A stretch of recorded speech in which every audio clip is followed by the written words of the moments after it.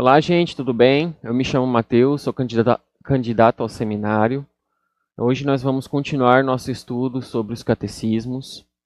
Há 2 semanas nós aprendemos o contexto histórico, por que eles foram feitos, a importância de se estudá-los, a estrutura.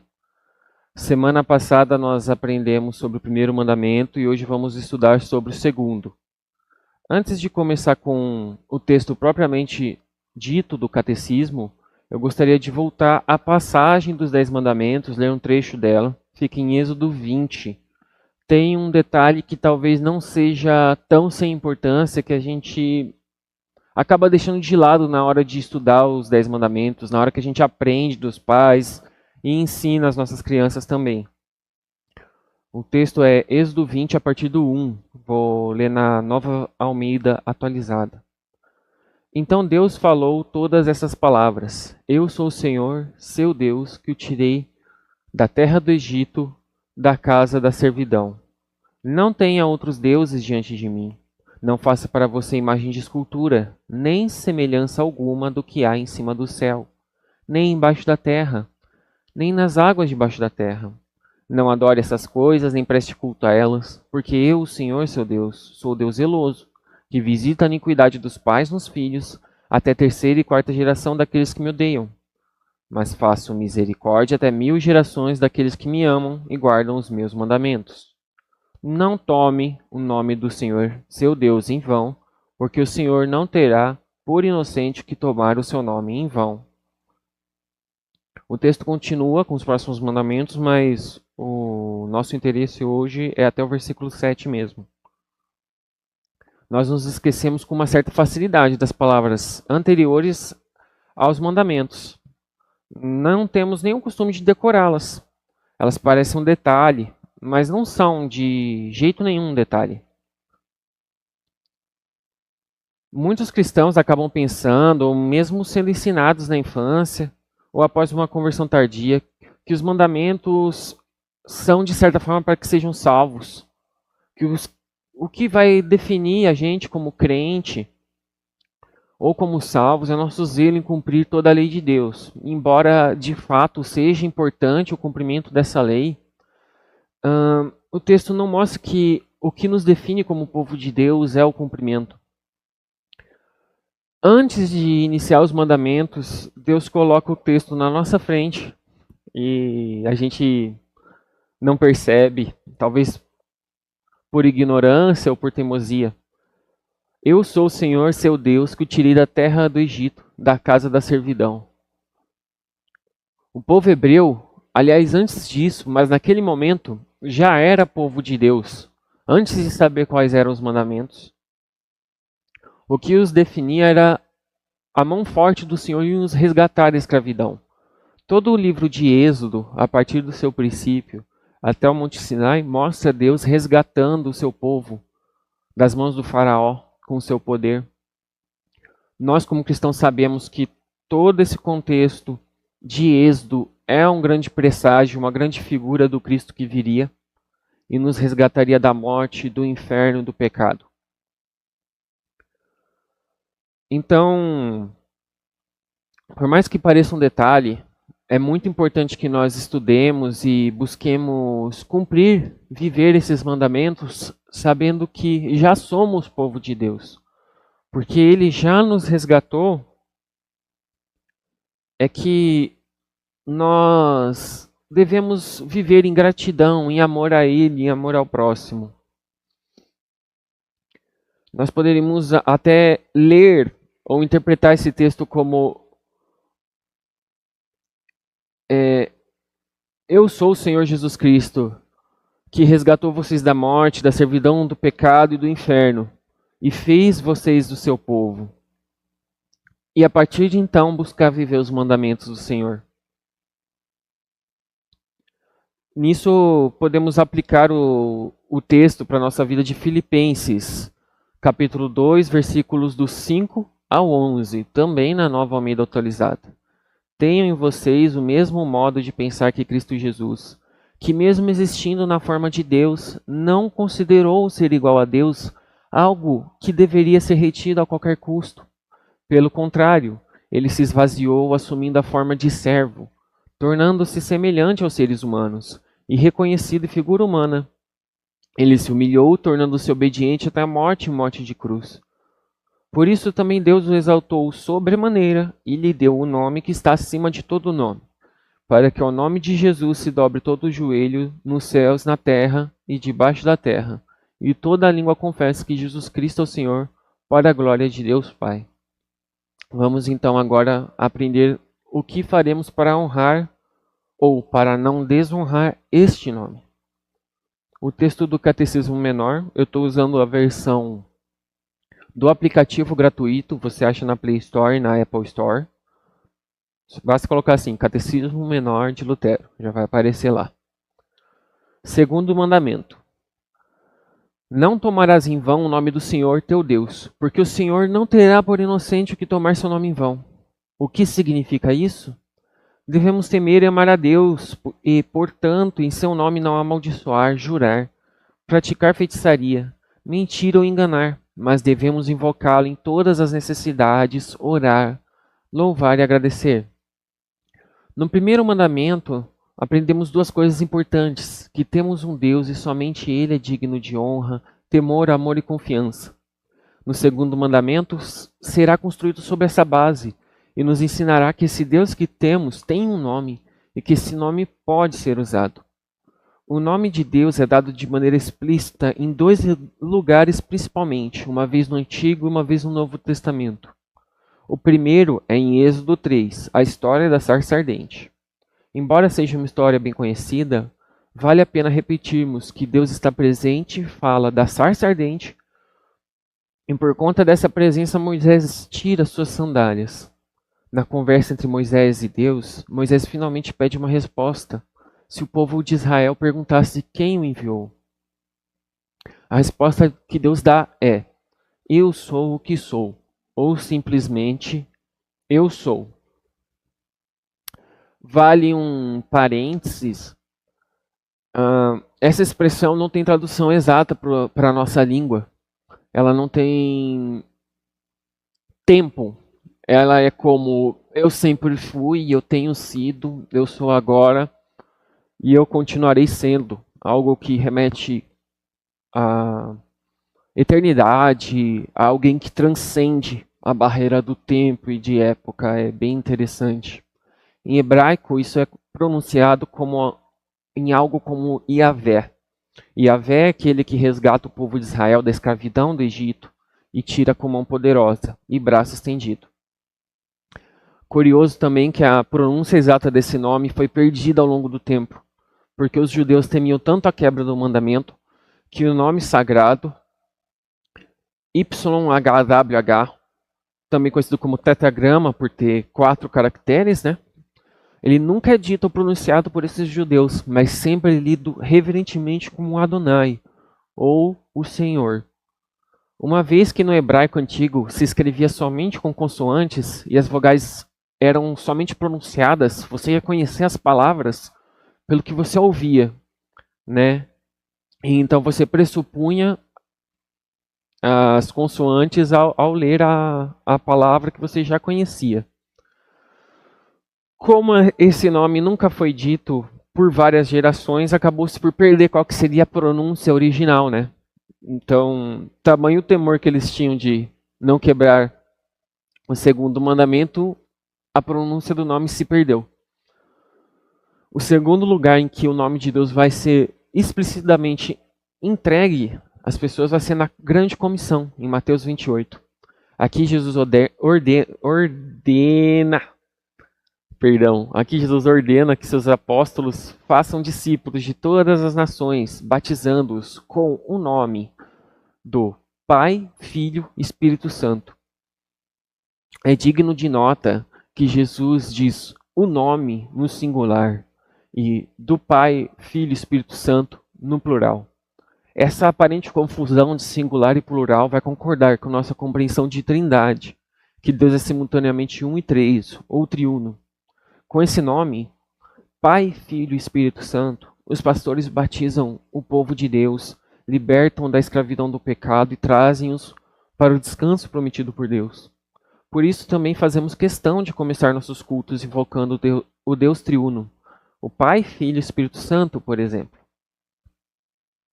Aqui, o nome de Deus está sempre associado à sua atividade salvadora e à sua presença pessoal. Onde quer que o nome de Deus habite, ali ele também está. Onde quer que o nome de Deus seja aplicado ou invocado, perdão, vida e salvação nos são dados. Mas como devemos usar esse nome? Como é típico do método de ensino de Lutero, cada explicação dará uma resposta negativa e positiva. Um não faça e um faça. Um cristão não deve amaldiçoar, xingar, usar artes satânicas, mentir ou enganar com o nome de Deus, mas ao contrário, ele deve usar o nome de Deus em tempos de dificuldade por meio de oração, louvor e ação de graças. Dessa forma, Lutero ensina que a lei de Deus instrui pelo uso da proibição, mas também por uma ordem positiva. O negativo e o positivo são dois lados de uma mesma moeda. Quando um está presente, o outro também estará. As explicações de Lutero no Catecismo Menor são menos uma explicação detalhada e mais uma simples reafirmação do que a coisa é de fato. Isso pode ser percebido bem na pergunta explicativa de Lutero. O que é isso ou o que significa isso, dependendo da tradução do seu catecismo. Sabendo disso, também é importante fazer uma pergunta de o que significa cada um desses atos que são proibidos e cada um desses atos que são ordenados, especialmente à luz das confusões modernas de linguagem e interpretação. Quando as pessoas de hoje pensam em amaldiçoar, por exemplo, o que vem à nossa mente é uma linguagem chula, um xingamento ou coisas do tipo. Mas amaldiçoar no sentido clássico ou bíblico é literalmente lançar, declarar ou pronunciar uma maldição sobre alguém, amaldiçoar sua vida, sua felicidade, sua propriedade, sua descendência, etc, etc. Além disso, amaldiçoar significa verbalmente declarar a morte a alguém ou a algo. Os antigos sabiam de algo que há muito esquecemos, a saber que as palavras têm seu poder. Nós ignoramos o fato de que as palavras fazem coisas e podem de fato nos prejudicar muito. Dito isso, a obra própria de Deus é abençoar e não amaldiçoar, é trazer vida e não condenar. Então, quando usamos o nome de Deus, devemos usá-lo para o benefício, bênção, para a bem-aventurança do próximo. Um bom exemplo bíblico de maldição seriam as maldições e bênçãos que Balaão dá em Números 22 e 24. Assim como a proibição de xingar é sobre linguagem chula, a proibição de jurar, aliás, assim como a proibição de xingar não é sobre linguagem chula apenas, a proibição de jurar também não é tão simples. No texto bíblico, a palavra jurar é fazer uma promessa ou um juramento solene. Ao fazer juramentos, muitas vezes os nomes de pessoas, objetos sagrados ou importantes são invocados, como testemunhas solenes para sustentar a verdade de um juramento. Um exemplo muito comum disso seria: juro por Deus ou juro pelo túmulo da minha mãe. No entanto, como Cristo diz em Mateus 5, em seu Sermão da Montanha, em vez de jurar com o nome de Deus, devemos deixar que nosso sim seja um sim, nosso não seja não, para que não juremos ou não falemos de forma vazia, impensada ou falsa, mas que sejamos edificados como pessoas honestas e direitas. Uma pessoa que quando diz sim, foi, ou não, não foi, a sua palavra tem um peso de juramento, porque as pessoas conhecem nossa índole, conhecem nossa forma de agir e sabem que não somos dados a mentiras e enganos. Dito isso, há ocasiões também que nós podemos fazer juramentos em que seja necessário, seja piedoso. Esses casos poderiam ser num tribunal ou numa ocasião solene, para a manutenção da justiça, cuidado com o próximo, um juramento médico, por exemplo. O segredo é não usar o nome de Deus para sustentar falsidade ou o mal, e assim tornar Deus falso ou mal. Esse parece ser o ponto crucial, o ponto principal desse mandamento, e o que a gente deve tomar mais cuidado, inclusive, porque ele é mais sutil. A proibição de artes satânicas ou feitiçaria é vista por muitas gerações recentes como primitiva, ridícula. mas a Bíblia nos ordena a levá-la muito a sério. A prática de magia, feitiçaria e outras artes satânicas são perigos reais e presentes em nosso mundo moderno, assim como no mundo do Antigo Testamento. Vale o parênteses também que muitas vezes nós luteranos olhamos isso com um pouco de preconceito, talvez por conhecer outros cristãos que vivem com medo de feitiços, encantamentos e veem o diabo em tudo que acontece ao seu redor. Nós temos uma tendência de dizer que tudo é crendice popular, né? Uma tendência que não é propriamente luterana, é uma tendência racionalista, né? É uma tendência até ateísta, diria eu. Nós temos que lembrar que, como cristãos, nós não precisamos viver com medo das trevas, mas não é porque as trevas não existam mais, ou nunca existiram, ou porque seja crendice, mas porque o nosso Senhor nos libertou. Ele nos comprou com o seu sangue, nos tirou da mão do diabo. E não por não existir diabo. Acho que vale ressaltar isso. Ou porque nós fomos batizados, né? Recebemos o nome do Pai, do Filho e do Espírito Santo. No batismo nós fomos selados, fomos libertos das trevas. Não ignorar a existência delas, ou não tomar cuidado, ou dizer que não tem nada a ver. Deuteronômio 18 vai condenar qualquer um que pratique adivinhação, ou leia fortunas, ou interprete presságios, ou seja um feiticeiro, ou encantador, ou médium, ou necromante, ou qualquer um que consulte os mortos. Essa proibição vai terminar fortemente com o aviso de que quem faz essas coisas é uma abominação ao Senhor. No nosso contexto moderno, essa proibição se aplicaria a praticantes de Wicca, satanismo, consulta de médios, ou prática de mediunidade, usar amuletos de boa sorte, consultar mapas astrais, horóscopos, etc. Todos esses invocam coisas, poder e deuses além do único Deus verdadeiro, que é uma verdadeira fonte de todo bem e aquele em quem confiamos. Um bom exemplo bíblico disso seria Saul, consultando a bruxa de Endor, em 1 Samuel 28. Vale mais um parênteses, né? Alguns grupos espiritualistas vão usar essa passagem para dizer que é possível consultar os mortos, né? Que a Bíblia diz isso, mas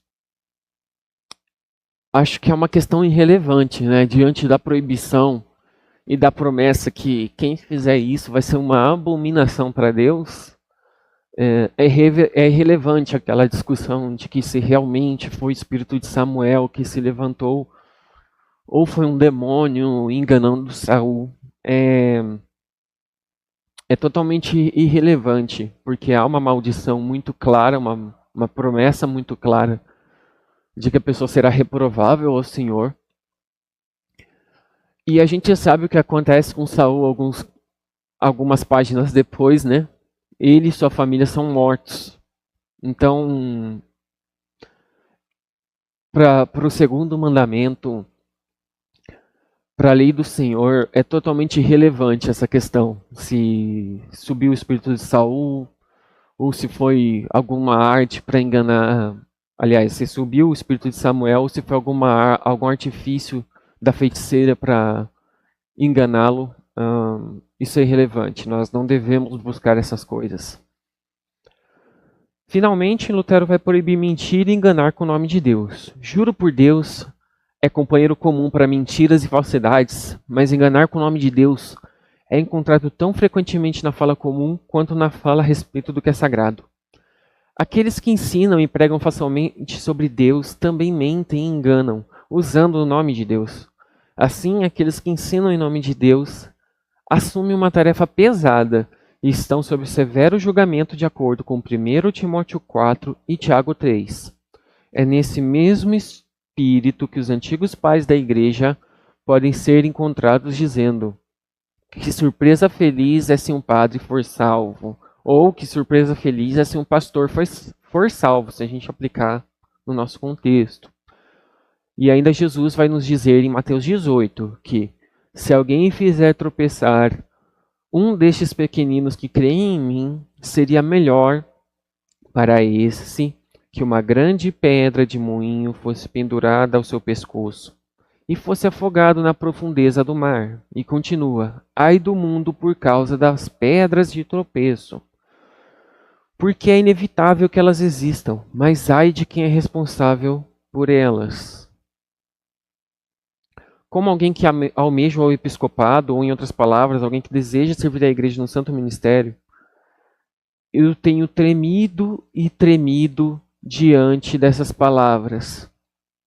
É uma responsabilidade muito grande você falar em nome de Deus,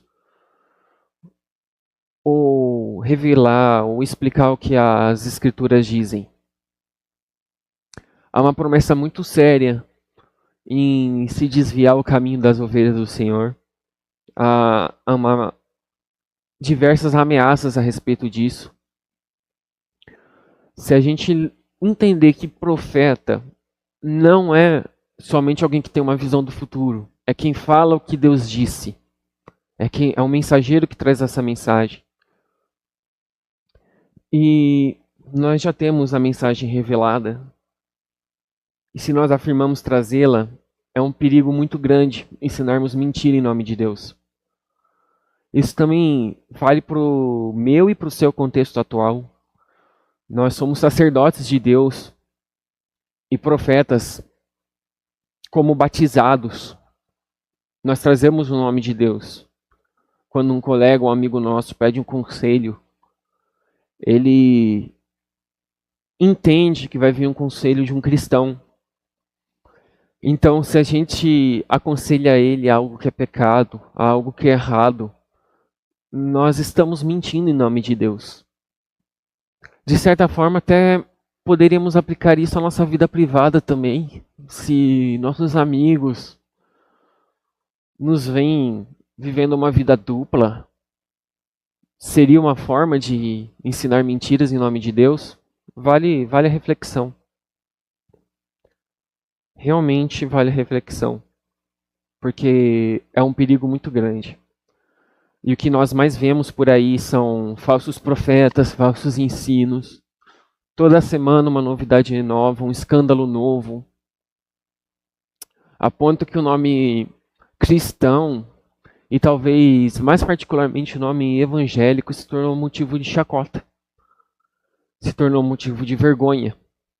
Quando nos perguntam se somos evangélicos, a gente às vezes já entra na defensiva e tenta explicar o tipo de evangélico que somos, que não somos como os da TV, ou como aqueles que fazem tal coisa. Então, realmente, nós devemos tomar cuidado com o que fazemos e com o que falamos em nome de Deus e com a nossa própria vida pessoal. Além dessas proibições negativas, o Lutero também vai dar uma lista de comandos positivos que estão ligados ao uso desse santo nome. Como cristãos, ou seja, como aqueles em que o nome de Deus nos foi dado, nas águas do santo batismo, nós devemos invocar o nome de Deus em todos os problemas e colocá-lo em uso em oração, em louvor, em ação de graças e em petição. Os cristãos têm um belo comando em promessa no Salmo 50. Invoca-me no dia da angústia, e eu te livrarei, e tu me glorificarás. Deus simultaneamente nos ordenou a orar, e prometeu que nos ouvirá, que responderá nossas orações e nos dará tudo aquilo que precisamos de acordo com o seu bom prazer, com a sua boa vontade. À luz disso, o segundo mandamento encontra seu verdadeiro lar e cumprimento na singela oração do Pai Nosso, onde invocamos Deus como Pai, santificamos o seu nome, oramos para que sua vontade e reino venham e sejam feitos. Pedimos que Ele nos dê tudo o que precisamos, confessamos nossos pecados e imploramos sua misericórdia. Imploramos que Ele nos livre de todo mal e confessamos firmemente com o nosso Amém, que acreditamos que Deus realmente nos ouve e nos concederá tudo o que pedimos. Desse jeito, através do Pai Nosso, nós praticamos não apenas o segundo mandamento, mas também o primeiro mandamento, porque nós tanto invocamos a Deus como nós fielmente fugimos para Ele como a fonte de todo o nosso bem. Além da oração do Senhor, a vida do cristão é cheia de oração, de manhã à noite, em refeições e durante o trabalho. Por essa razão que Lutero incluiu orações para esses momentos, para que pudéssemos verdadeiramente orar sem cessar, de acordo com o Catecismo Menor. Se as rúbricas de Lutero com o Catecismo Menor forem seguidas à risca, então simplesmente o cristão do Catecismo ora quase 8 vezes por dia e ora a oração do Senhor aproximadamente 5 vezes por dia. Interessante, né, que às vezes a gente tem... Já ouvi falar algumas vezes, né, que a gente só poderia orar o Pai Nosso uma vez na vida, ou então que uma vez por dia já era bom, e não tem nada contra orar uma vez na vida, uma vez por dia, não é errado. Mas não há uma limitação bíblica ou de entendimento para se orar o Pai Nosso. Jesus ensinou essa oração e às vezes a gente olha, acha ela muito simples, acha que seria uma repetição, mas ele sabe o que faz. Um desafio que eu tenho me feito com a minha família é fazer ao menos uma das devoções do Catecismo Menor, geralmente da noite. E, sinceramente, tem sido muito bom. Acho que vale a pena para quem quiser experimentar. E mesmo um desafio, uma proposta tão simples, né, que nem é fazer todas, é fazer uma, nem sempre eu cumpro.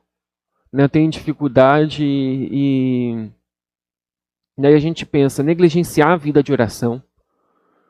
Se você não quiser usar as rúbricas do catecismo, tá tudo certo, você pode usar orações próprias ou outras orações escritas, não é essa a questão.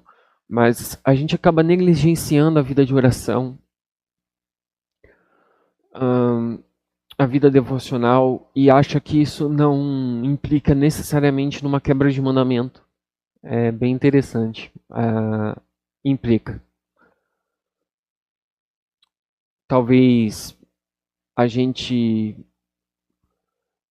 seja cristão, mas leve o dia a dia como ateu, né? Como quem vai conquistar tudo na força do braço, vai buscar resolver os problemas sozinho, né? Não está na dependência de Deus. Acho que uma oração, por mais simples que seja, um Pai Nosso, por mais simples que seja, coloca Deus na jogada. Acho que é muito importante isso.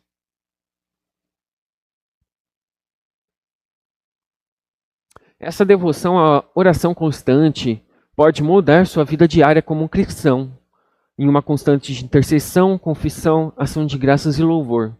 O que quer dizer? Fé constante em relação a Deus e amor fervoroso ao próximo, que é o cumprimento dos mandamentos, né? Que o resumo dos 10 mandamentos que Jesus dá no Evangelho.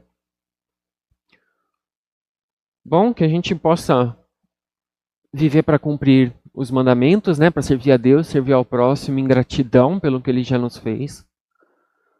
Que a gente possa estar em dependência dEle. Cuidar para não usar o nome dEle em vão. E se agarrar a esse nome para proteção, para cuidado, para nos encorajar. Gostaria de fazer uma oração agora para a gente encerrar. Senhor Deus, Pai, Filho e Espírito Santo, te agradecemos por ter revelado o seu nome. Te agradecemos por ter revelado as pessoas que estão nesse nome. Pois o Senhor nos resgatou através do seu Filho, que encarnou, viveu e morreu por nós, ressuscitou. Nos deu esperança da ressurreição, venceu a morte, o diabo e o inferno.